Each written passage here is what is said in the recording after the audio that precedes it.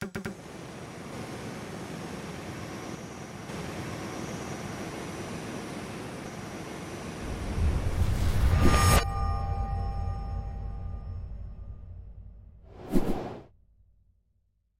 report hit your desk very recently. It outlines the steps that your Transportation Advisory Commission recommends for raising up to $2.5 billion a year to solve this ongoing crisis that we've had in Pennsylvania for many years.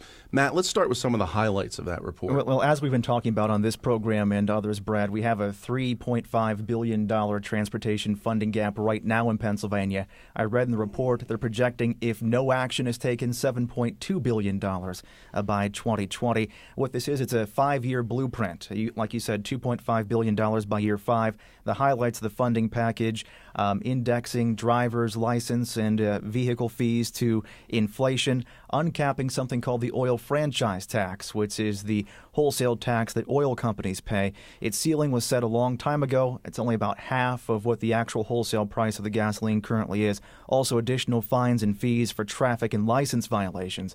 And PennDOT tells us if all this comes to be, the average driver year 1 would be paying about $36 more, year 5 about $132 more, and those again are conservative estimates depending on what the actual impact of the wholesale oil franchise tax actually is. He's good, isn't he? He's very good. How about that? Let me ask you first, Governor, is there anything in that report that you just don't like? Are there any non-starters? Well, it's a nice try getting it out of me in the beginning, but we're going to take a look at and we have been reviewing the entire report.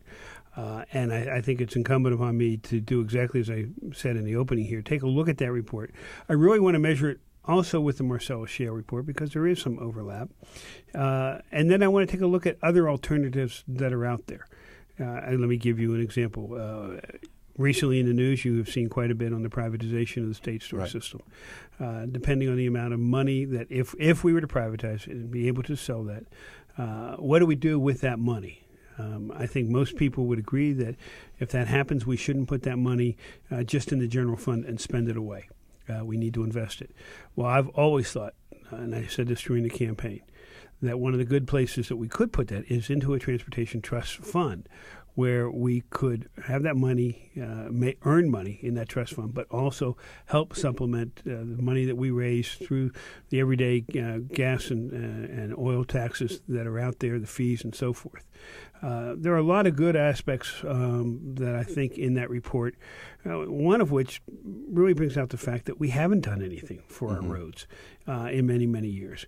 We've a lot of talking. There's been a lot of talking, and that's why I don't make promises that I don't think I can keep, and so I don't make promises till I know all the facts.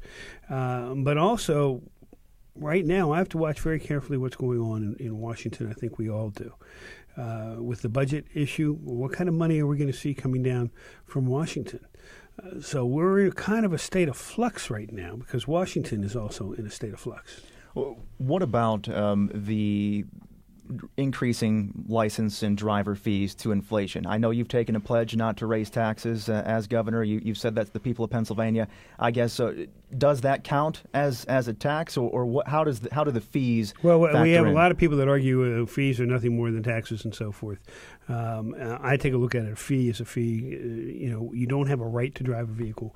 It's a privilege. In every state, it's a privilege to drive a vehicle.